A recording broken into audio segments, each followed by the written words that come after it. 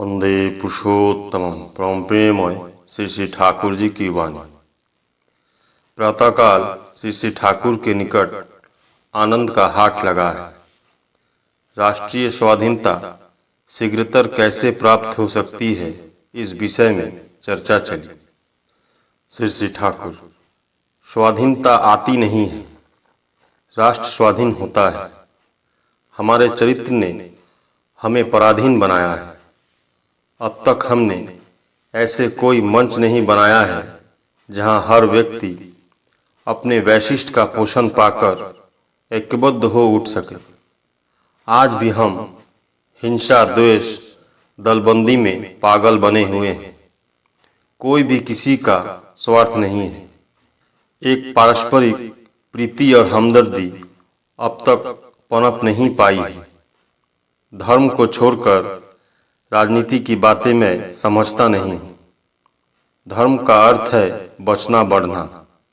राजनीति का अर्थ वही है जो पूरन तथा पोषण करता है।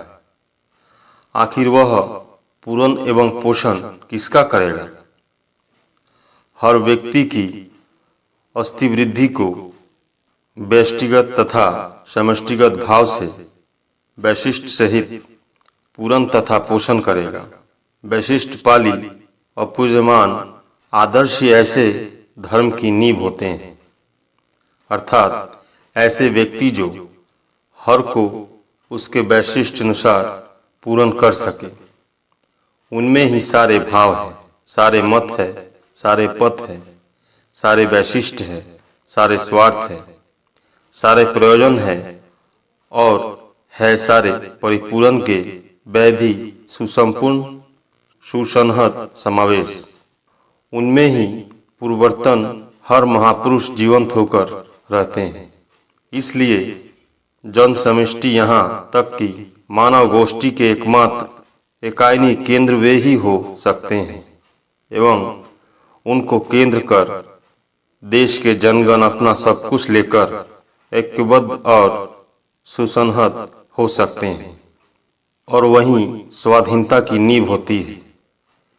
ऐसी आदर्श प्रयाणता के उद्घाटन से उसके साथ साथ कर्म उद्भिन्न हो उठता है। उस समय मनुष्य दूसरे पर निर्भरशील होकर रहना नहीं चाहता है, बल्कि अपने अवदान से उच्छल करना चाहता है, प्रिय परम को उपचय करना चाहता है। ऐसा करने में उसे अपने वैशिष्ट के अनुसार परिवेश की सेवा करनी ही पड़ती है। हर व्यक्ति ही ऐसा करता है। इस प्रकार उनकी प्रचेष्टा के माध्यम से कृषि, शिल्प, स्वास्थ्य, शिक्षा, वाणिज्य, विज्ञान, खाद्य, अन्न, वस्त्र, वासस्थान, सुरक्षा, यान वाहन, शासन, संयमन, असत निरोध, पारस्परिक योगायोग, रक्षा इत्यादि के विषय में सुसंपूर्ण तैयारी और व्यवस्था रहती है। उस समय राष्ट्र स्वतः उनके हाथ में आ जाता है। जिस प्रकार टीबी, यक्ष्मा रोगी के जीवनी शक्ति और रोग को प्रतिरोध करने की क्षमता को बढ़ाने के लिए ऐसा पोषण दिया जाता है जिससे उसके रोग बीजाणु स्वतः शरीर से चले जाएं। उसी प्रकार यदि हमें हर तरह से संहत, समर्थवान तथा सत्ता पोषणावान बनाया जाए तो हमारे शोषण भी स्वयं हट जाएंगे। उन्हें हमारे विरुद्ध अभियोग करने की कोई गुंजाइश नहीं रहेगी। मेरी तो धारणा है कि अंग्रेजों को भगाने की चेष्टा न कर यदि उनकी सत्ता में अंतर्राशी होकर अंग्रेजों को अपने प्रति अंतर्राशी बनाने की चेष्टा करे तो अंग्रेजों को हम अपने संपदा के रूप में पा सकते हैं। यदि हम वैसा चरित्र और तैयारी आयात न करें एवं यदि अंग्रेज उसी अवस्था में चले जाए तो अभी जो समस्या है वह तो रहेगी ही, प्रत्युत वह समस्या और भी गंभीर हो जाएगी।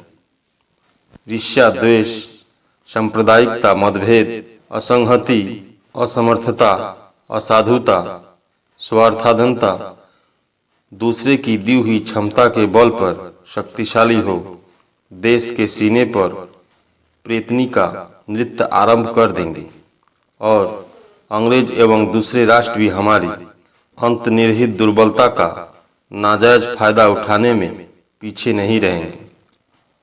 अंग्रेजों के जाने के पहले और बाद में भी ऐसी परिस्थिति रहेगी, क्योंकि भारत के प्रति लुब्ध दृष्टि सभी की है।